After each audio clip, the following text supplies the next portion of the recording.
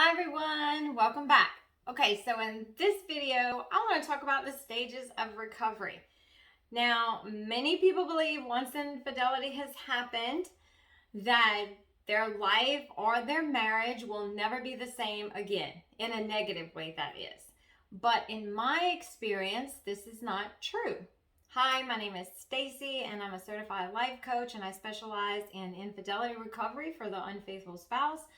I help you end your affair and learn how to get over your affair partner, and most importantly, prevent relapse, because we want to stop that cycle of on again and off again and get our sanity back. So I offer one-on-one coaching. If you would like to work with me, I leave all the information in the description box below. There will be a link to my calendar where you can sign up for a free chat, and I can show you how to get out of the nightmare that you are in.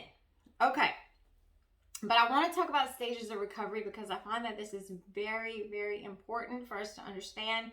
There's a lot of information going out there. I see a lot of comments that my life will never be the same. My life is over.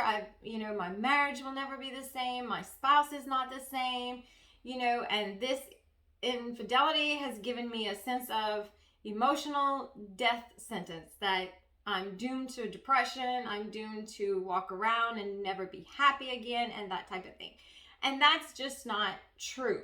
Okay, so infidelity has a starting point, and infidelity recovery has a starting point and an ending point. Now, this is for both the couple and the individual who had the affair, and for the betrayed. So the wayward spouse and for the betrayed spouse. So what you want to think about it is that the starting point of recovery is when the affair ends, okay? When the affair completely ends and you are done. All right, so today's video, I really want to talk about stages of recovery for the unfaithful spouse, not for the marriage. That can be a separate video. If you guys want to know about that, just leave me some messages down below, and I'll make a video on the stages of recovery for the marriage. But this is for the unfaithful spouse. So I want to encourage you that you are not doomed to walk around with a red X on your chest for the rest of your life. That recovery might seem like it's taking forever, and it might seem like it's going to last forever, but it will not. There is an end. There is a point where you can get up and you can say, oh my gosh, I didn't think about them in the last week, or oh my gosh, that affair taught me so much, that type of thing. So there is an end point. Okay, so, all right, stage one. I made some notes. Okay, stage one. This is what happens in stage one when the affair ends. You will learn how to heal from your affair partner. You want to move through grief. You want to experience closure without your affair partner. You prevent relapse, survive withdrawals, dispersing the fog. So in that first stage, that's when, when someone comes to me and they are ready to end their affair, they're still in it, or they're in that on and off again cycle.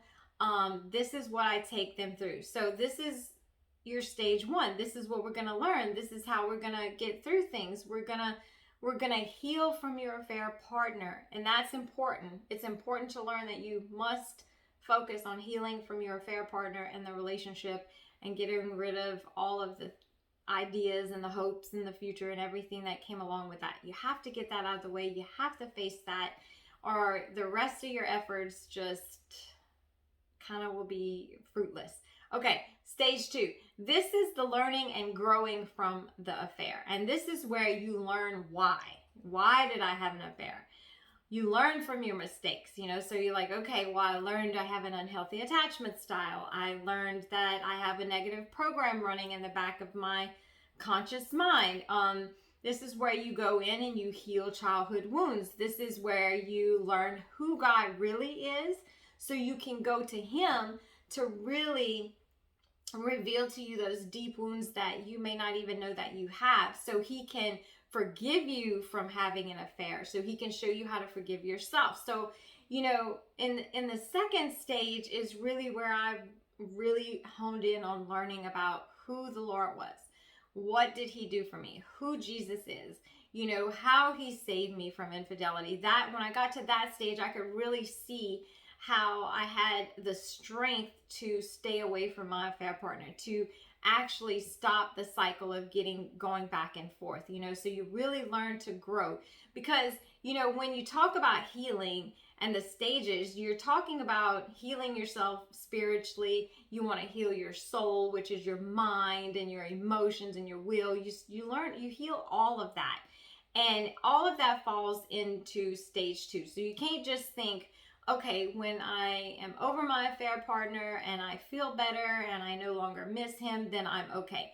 That's not necessarily true. I mean, you can go on and live your life and be fine, but the chances of you having another affair is great. So you don't want to stop your recovery just when you start to feel better and get over your affair partner. You want to go into that deep stage of healing, and it's kind of like an onion where you peel back the layers. There's so many layers to healing. We peel them back. We start to look at, okay, well, I blame my spouse. Well, it's not your spouse. Well, my marriage was bad. Well, technically, it really wasn't your marriage. It was the inner turmoil that was going on inside of you. You just start to learn all this stuff about yourself, and then you learn how to change it, how to respond to life in a different way. Now, stage 3 is where affair recovery is over and you are thriving in life. You are in control of your emotions. You have changed your attachment style to secure. You have learned how to look to God to give you your needs instead of people to make you happy. You are totally relying on, or you're totally understanding that, okay, my husband cannot make me happy 24/7. He just cannot. And that's not his job, because he's not perfect. People will let me down, all the time. But I have to, learn how to self-soothe. I have to learn how to be content, with where I am and who I am, and not constantly look outside of myself to get my needs met, but to look to the Lord and to look within.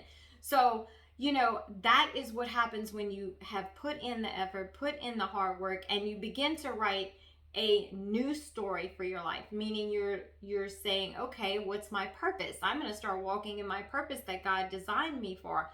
I'm going to start helping other people in whatever area, whatever gifting you may have. That's when you are free from labels. You're like, if you think that I'm a side chick, that's fine, but that's not who I am. That's what I did. That's my past. I don't function in the past anymore. You really learn how to walk away from infidelity and let it fall off of you like a blanket. Let it just fall off, and you emerge as a new person. And this is my hope and my prayer for everyone who has had an affair, that you will go through these stages, that you will have the hope and have the understanding that, oh my gosh, I can come out of this a better person. I can come out of this completely healed, meaning I'm not only going to heal from the pain of losing my affair partner and the shame and all of that, but I'm also going to learn how to heal my childhood wounds and respond to life and hard times in a different way, and just feel better about myself. So I want to leave you with this thought, that please be encouraged. Do not allow those thoughts that come into your head and say, I will always be like this, or it will never be better for me again. I will always be a side chick. That is not who you are. That's not where you have to stay. You can change from this. You can grow if you choose to put in the effort, if you choose to work with God and let Him show you those vulnerable areas inside of yourself and let Him heal you from all of that. You can come out a totally changed person. Okay, so I just want to thank you for joining me, and I hope you have a great day. If you have any questions, please feel free to leave them down below or shoot me an email. I love hearing from you guys, and I will talk to you soon. Bye.